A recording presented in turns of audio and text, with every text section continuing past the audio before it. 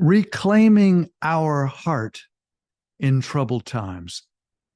You know, it's somewhat ironic that if we go way, way upstream, it's ironic that the predicaments and problems that we are facing have been created by a modern culture that no longer is able to address those problems and predicaments. Now, the good news is there is some wisdom that we might be able to apply. And that, of course, is the poetic tradition. And that is exactly what we want to talk about in this week's episode of Poetry, Passion, and Pleasure podcast with your host, Dale Byron. Now, you know, this is the place where we use poetry in very traditional and non-traditional ways to help us in our everyday lives live a little bit more satisfying, more effective, more interesting, and engaged lives. So I've already mentioned that one source of wisdom for these predicaments that our modern culture has created and yet is no longer able to work with, the problems and predicaments. One source is poetic wisdom. And I think the poetic tradition is, of course, very broad and has many aspects to it. But on one level, it implores us to slow down, to, honor our intellects. Of course, our intellects are our strategic minds are incredibly useful and important. Have you noticed? But also, the poetic tradition says that we need to reclaim, and step into the energy of our hearts. And so reclaim, this is another way of saying reclaim our ability to feel, to imagine new and different ways of doing and being in the world, and also to perhaps hear the signal amongst the noise. I think that's another metaphor that this integrating of both head and heart, which has been a huge part of my own work for many, many years, and particularly my work with poetry. So I was thinking of a quote by John Keats. He said, along these lines of integrating the head and the heart, reclaiming our hearts, particularly in troubled times, particularly when we have privileged the intellect, the logical linear. We have privileged that so much in our modern culture that what is needed is more balance with the heart. And I think this is what poetry does so well. John Keats said, I am certain of nothing but the holiness of the heart's affections and the truth of the imagination. I am certain of nothing but the holiness of the heart's affections and the truth of the imagination. Let's get right into today's first poem, and it's by the great, amazing poet Mary Oliver, and it's just called Mysteries, Yes, and it's by Mary Oliver. It goes like this. Truly we live with mysteries too marvelous to be understood. Truly we live with mysteries too marvelous to be understood. How grass can be nourishing in the mouths of lambs, how rivers and stones are forever in allegiance with gravity, while we ourselves dream of rising. How two hands touch and the bonds will never be broken. How people come from delight or the scars of damage to the comfort of a poem. How people come from delight or the scars of damage to the comfort of a poem. Let me keep my distance always from those who think they have the answers. Let me keep my distance always from those who think they have the answers. Let me keep company always always with those who say, look, and laugh in astonishment and bow their heads and bow their heads. Well, there's so much that we can say about this poem and feel about this poem. More to the point today, integrating head and heart. And in no way, of course, do we want to denigrate the powers of our logical linear minds, the power of the creative power of our, of our logical linear minds. However, if we go back to the Keats quote, I am certain of nothing but the holiness of the heart's imagination, the heart's affections, and the truth of the imagination. So what we begin to see is the heart energy integrated with the mind. It is the imagination is not just, creating things out of thin air, but to be able, the imagination as a sensing organ, as a way to sense new ways in the world, new ways of being, new creative ways of being in the world. This is what we're talking about with the truth of the imagination. And when Mary Oliver talks about this, and she says, let me keep my distance always from those who think they have the answers. See, one of the challenges, and I know this from personal experience, when we become so oriented in our minds, in our heads, in our logical linear thinking only, when that is the only thing we privilege, then we can lose a sense of what is most important. We can lose a sense of in other words, we can lose a sense of why we should be doing something, of the feeling of value in the world. And in fact, we have done that with the natural world. When the logical linear mind says the natural world is nothing but natural resources. It's nothing but a resource to be extracted and used and thrown away. Now, on some level, that makes sense in some intellectual world. But when we come down to the grounded earth and we consult our hearts, we consult the part of us that loves and has empathy and that is connected to the world. When we do that, we come to a different feeling. We come to a different relationship to the world. And that is the power of reclaiming our heart, of integrating our heart and mind, of realizing that both have their incredibly important part to play in us being actual human beings in this world. Actual human beings. One of the things, speaking of this poem as well, I used to say in a funny way, if somebody tells you they have found the truth, hide your wallet. Mary Oliver says, let me keep my distance always from those who think they have the answers. See, my way in the world is to say, I want to hang out with people who are seeking the truth, not with those that have found the truth. There's a big difference. In fact, I find that if you think about someone who is acting in a very aggressive, bullying kind of way, what they're really saying to us and to the world is there is no alternative. They have defined the game, and often they have defined the game of might is right, my power over you, my domination over you.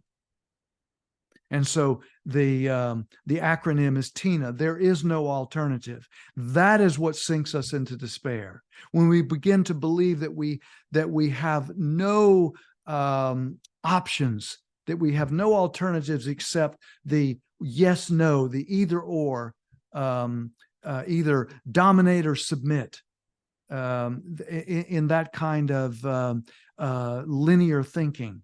That's what drives us into despair. But if we bring if we bring the heart back in, then we begin to feel our way back into a world of wholeness.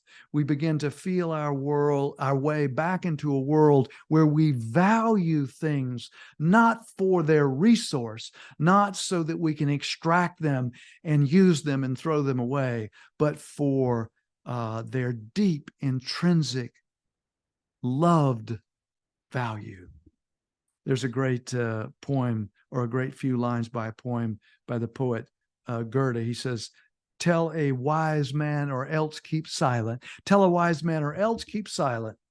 For those who do not understand will mock it right away. To me, when we have become so heady, when we are in our heads, as the cliche goes, so much that we can no longer feel, that we no longer have access to our heart and to our empathetic connection with the world, that's when that's when we're in trouble. That's when we need to reconnect. So let's keep cooking with another poem by Juan Felipe Herrera.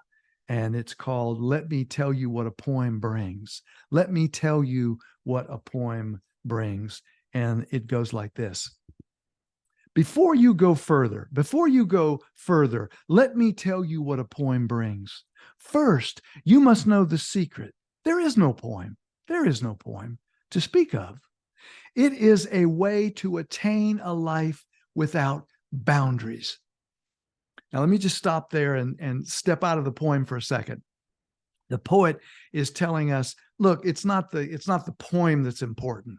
It is the process of the imagination, as Keats was saying. It's the process of connecting with our heart. It's the process of writing the poems, the process of moving and getting there. That's what's incredible. It's not the poem itself. It's not a noun. It's the verb, the ing. It's the moving along in the world in this imaginative, heartful way.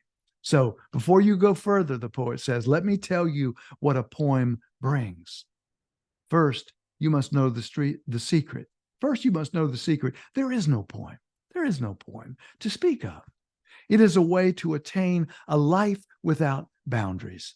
Yes, it is that easy. It is that easy. A poem. Imagine me telling you this instead of going day by day against the razors, well, the judgments, all the TikTok bronze, a leather jacket sizing you up.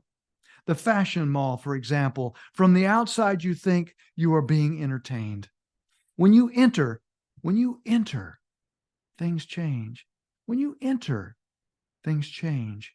You get caught by surprise. In other words, let me step out of the poem for a minute. You step into the poem, you get caught by surprise. You are in a different world. You are traveling via the heart, via the imagination. You're in a different world, not better than the intellect, different and needed for wholeness.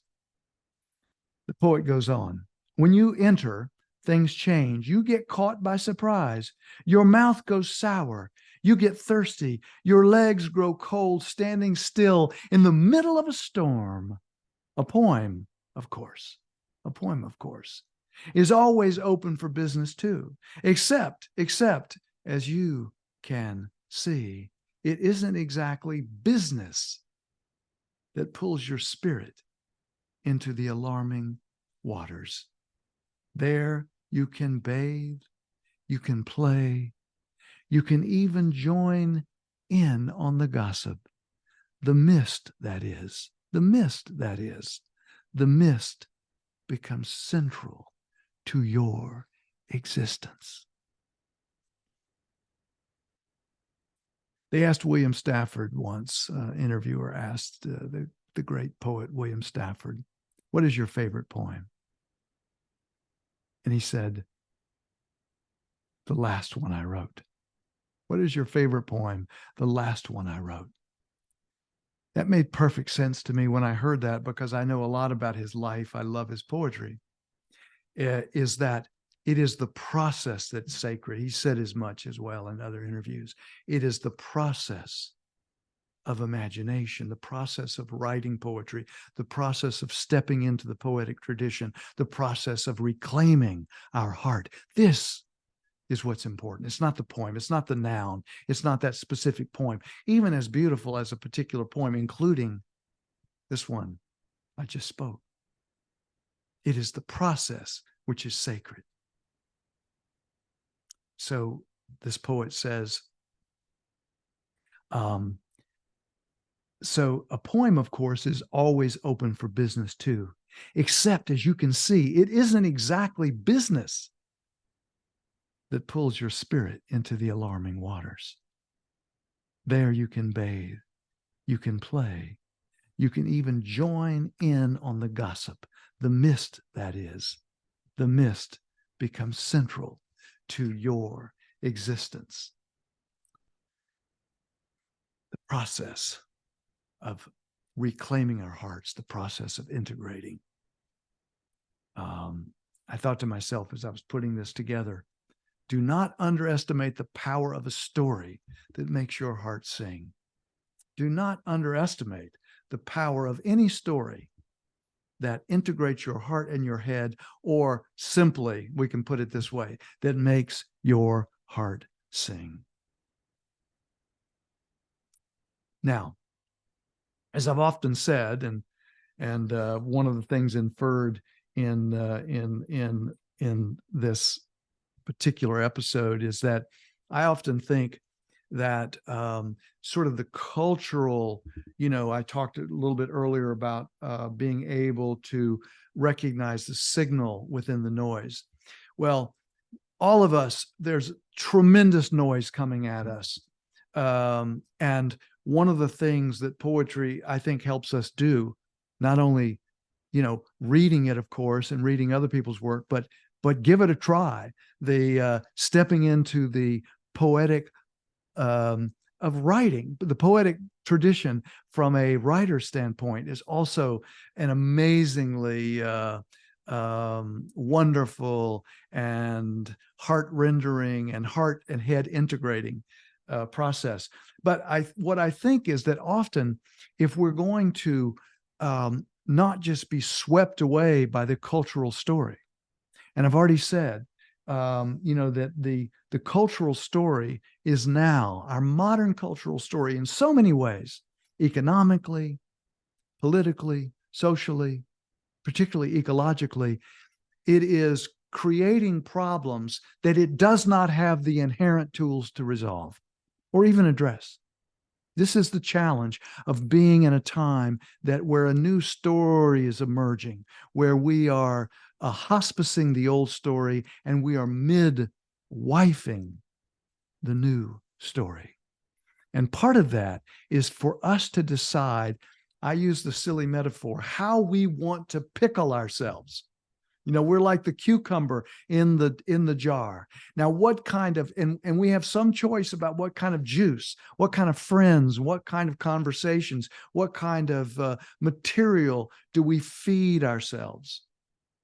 And I'm not talking about denial. I'm not talking about putting our head in the sand. I'm talking about balancing the barrage, the cultural story that's coming at us with our own signal, not just the noise, our own signal. And so here's a poem that speaks to this little metaphor of pickle juice, and it's called Choosing Your Own Pickle Juice. Choosing Your Own Pickle Juice. It goes like this. The unpretentious yet brilliant writer and human being, E.B. White, once said, I own exactly one share in the corporate earth and am uneasy about the management. The unpretentious yet brilliant writer and human being, E.B. White, once said, I own exactly one share in the corporate earth and am uneasy about the management. The poem goes on. I noticed too how many of these managers have untethered their dance steps from what we common people call reality. I notice how many of these managers have untethered their dance steps from what we common people call reality. Infinite growth, they demand it. Infinite growth, they demand it on our precious, finite earth. Listen, listen. I love a good story just as much as anyone. I love a good story just as much as anyone. The best ones inspire while showing us how to live. I mean, your own story. I mean, your own story is a kind of potent pickle juice for the cucumber that's you, for the cucumber that is you. Careful though, please, about that pickle juice, I mean. The choice you make for your jar, the juice in which you marinate, it makes all the difference. Careful though, please, about that pickle juice, I mean. The choice you make for your jar, the juice in which you marinate, it makes all the difference. Well, maybe as you can imagine, when I read that E.B. White quote, that's what was my inspiration to write this little piece. And of course, I always think when it comes to writing poetry, if you give that a shot, if you give that a try, and I would encourage you to do it, not just read it and love it, but if you read and love enough poetry, often you will want to give it a try yourself. And one of the things that I've found in my own 30 plus year love affair with poetry, adult onset poetry syndrome, as I've called it, is that you can't help but cohere. If you sit down to write and just let yourself be, don't try to force things, don't try to tell people things, but just write. Just let the words come through you. Just decide, let the words decide. I sometimes use that metaphor.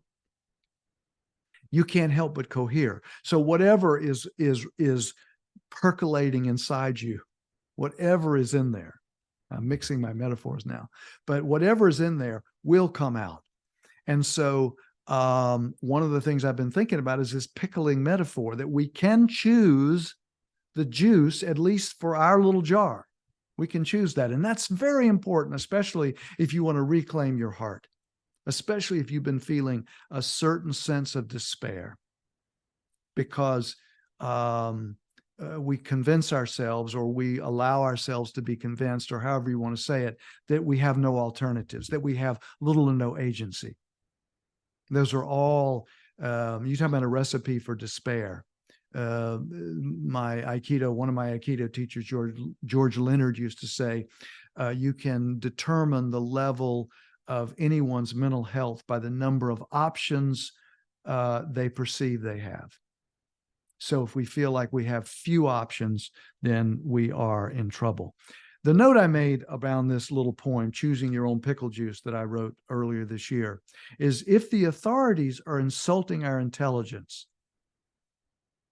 then it is up to us to choose better, more accurate pickle juice, to put it that way. And so if the authorities, as they are saying, at least the traditional economists are still saying this, although it's changing, they're saying that we can have infinite growth on a finite planet. And yet, we know through the science, the very precise science of overshoot, we know that of the Earth's 8 or 10 or 12 major systems, from ocean to air to soil, temperature is one of them. But all those different big, huge systems that make up the Earth's big, even larger system, Gaia, we are overshooting 6 or 7, as I recall, of those major systems. So, and it is all because we have a story in our heads that we can have infinite growth on a finite planet. In other words, we're using cancer as our metaphor. Cancer is unlimited, unmitigated growth. That's what, unless we can stop that, then it stops us as human beings. So our metaphor is cancer in our economic system. And I know that sounds pretty harsh, but it's the way it is. And so I'm saying if the authorities are insulting our intelligence, it is up to us. It is up to us to repickle ourselves in ways that not only integrate head and heart, that's a part of the process as we're talking about today, but that allow us to tell a story that comports with reality as we observe it and experience it and see it. That's very important. Okay, let's keep cooking. There's a poem called Allow. Remember, integrating head and heart. It's not saying that the head's not important, not saying that the intellect is not important. It's incredibly important. But the heart is also incredibly important. Bringing those two together is what gives us the wholeness.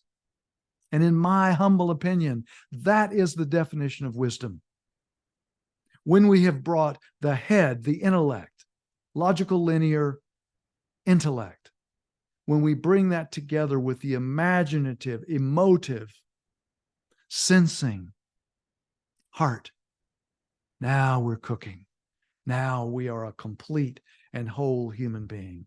Now we are able to address problems and predicaments from a position of humble wisdom. Keyword, humble wisdom. And speaking of that, perfect intro for this poem called Allow by Dana Falls. Allow. Goes like this. There is no controlling life. There is no controlling life. Try corralling a lightning bolt containing a tornado. Dam a stream and it will create a new channel. Resist and the tide will sweep you off your feet. Allow, and grace will carry you to higher ground. The only safety lies in letting it all in. The wild and the weak, fear, fantasies, failures, and success. When loss rips off the doors of the heart, when loss rips off the doors of the heart, or sadness veils your vision with despair, practice becomes simply bearing the truth. Practice becomes simply bearing the truth. In the choice to let go of your known way of being, the whole world is revealed to your new eyes, to your new eyes. In the choice to let go of your known way of being, the whole world is revealed to your new eyes. Dana Falls, poem called Allow.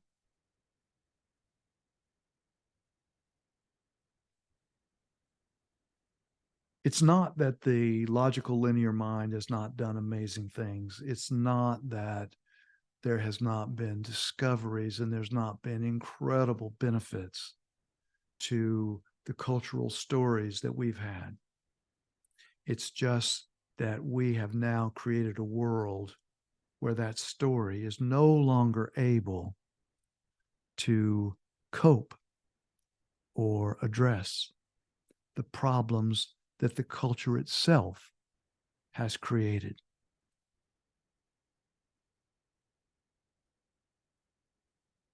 We can hold both things to be true. Both things to be true, that there were amazing things that we've created in these last 100 years or so, and also that same story, paradoxically, that we use to create that, those same beliefs and assumptions including privileging the intellect over the heart. All of that yielded some amazing things, and yet it is now yielding catastrophe. It is now yielding a world that is unable to address the predominant catastrophes that we are facing, and problems and predicaments.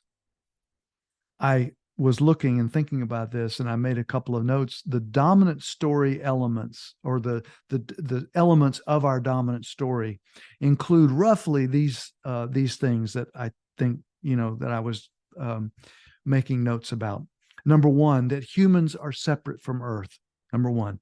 Two, humans should dominate and control Earth. Three, humans are inherently flawed, mean, terrible, greedy creatures. Four, another assumption, technology will solve all the problems that have been already created by technology. Five, might makes right, that the way is to dominate ourselves and dominate others and dominate the natural world, or the great other, I call it sometimes. Another six is that there is a monopoly of binary reductionist thinking. It's not that binary reductionist thinking, logical, linear, it's not that doesn't, I've said it a number of times in this episode. It's not that that's not valuable and not important. It's just when it is unbalanced by the heart, we get in trouble. And we are in trouble because of that. Seven, everything, even humans, are resources to be used. Everything, even humans. We even say that. Human Resource Department. What is that about? As though humans could be extracted and used and thrown away. Like trees have no value except as lumber. That a mountain has no value except as the minerals and material that can be mined out of that mountain. That the oceans have no value except to extract a fish from and to sail on. It's all about the extraction of the resource. 8, infinite narrow boundary growth on a finite planet. We've already talked about that one. That is definitely part of the story. And when I say narrow boundary, it's quite simple. I don't mean that as some intricate abstract term. It simply means if you have a narrow boundary goal, for example, you want the field of corn to grow better. So you use chemicals and you use fertilizers, petroleum-based fertilizers, and you use pesticides. And the corn for some period of time does grow higher and grow better. The challenge is that the outside of the boundary of what you're going for, you find streams are polluted, you find birds that die, you find insects, you find pollinators and bees that die. So you find a pollution in the air, pollution in the water, human beings, in the case of pesticides, who become ill. So as long as you just look in this very thin, very thin boundary lines, you have success. But if you look outside of those boundaries, to all these other systemic things that your actions are connected to, you not only do not have a success, you have a catastrophe. So narrow boundary goals have worked wonderfully, and infinite growth has worked wonderfully until it is no longer working on our finite planet. Number 9, global heating is our big and only challenge. And as I've already said, we've already talked about, it's only one of a number of overshoot challenges. And number 10, there is isness there. There are no other games to play. In other words, we already said that oftentimes, when we can bully ourselves sometimes, have you noticed? But the bully says there is no alternative. This is the way it is. You either do this or that. It's either domination or be dominated. Those kinds of binaries. And that is not true. None of these are true. None of these are true. Humans are not separate from Earth. Humans cannot dominate and control the earth. We're seeing that every day. Humans are inherently flawed, mean, terrible, greedy creatures. That is not true. We can inhabit those capacities. We can. We do. But our superpower as human beings is cooperation, is empathy. And that is just as much, if not more, proof that that is the inherent human being. But if we focus on our inherently flawed, mean, terrible, greedy creature characteristics, that's all that we see, and that's what we tend to actualize. Technology will solve all the problems created by technology. No, that's just not true. Might makes right. That is not true. In fact, in the long run, we see over and over again that might does not make right. It's a way to be in the world, but it doesn't make right. Monopoly of binary reductionist thinking, that is not true. There's systems thinking, and we need more and more of it to balance it. Everything, even humans, are resources. That is not true. We are not resources. We have inherent value. A tree has inherent value beyond building a house with it or whatever furniture or whatever we do. Infinite narrow boundary growth on a finite planet. We cannot continue to do that. It's not true that we can do it. Global heating, our only problem? No, we've already said it's not. And there are other games. The isness, when somebody says there is no alternative, step back, breathe, maybe read a poem, say it to yourself quietly, and realize that you have agency, that there are other choices. There are other choices, and that we can take those choices. And it is amazing how when that occurs, we you can just feel it. It's like your head and heart. Your heart is informing some new wholeness along with your head, and the feeling is fantastic. Even in difficult times, the feeling of joy can be there. Okay, speaking of that, let's finish with this one last poem. Remember our theme, integrating head and heart, honoring both of them, honoring the combination of them, honoring the wholeness of them, honoring the systemic view of the world of them, honoring them and their empathy and all that comes with head and heart integrated. This poem is called Dawn Revisited by the amazing poet Rita Dove. Look her stuff up. She's no longer with us on this plane, but what an amazing poet. Dawn Revisited by Rita Dove goes like this. Good one to end with. Imagine you wake up. Imagine you wake up with a second chance. Imagine you wake up with a second chance. The blue jay hawks his pretty wares, and the oak still stands, spreading glorious shade. If you don't look back, the future never happens. If you don't look back, the future never happens. How good to rise in sunlight, in the prodigal smell of biscuits, eggs, and sausage on the grill. The whole sky is yours. The whole sky is yours to write on, blown open to a blank page. Come on, shake a leg. Come on, shake a leg. You'll never know who's down there frying those eggs if you don't get up and see. Come on, shake a leg. Come on, shake a leg. You'll never know who's down there frying those eggs if you don't get up and see. How's that for some fine self-selected pickle juice? You could grab that one for you, the juice that goes in your jar, and any of these today, especially the ones you enjoyed. And there's gazillions of other poems, and you can write some for your own jar as well.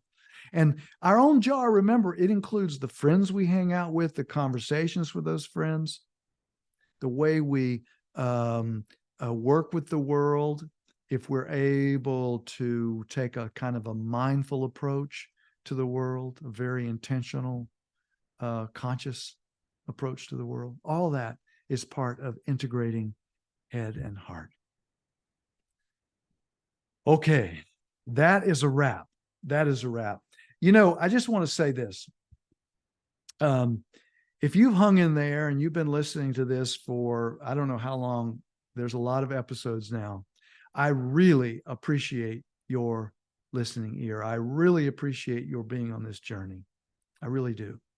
If there's anything that I can do to help you start a more robust reading of poetry program for yourself, a more robust, try writing some poetry, then let me know. Put it in the comments.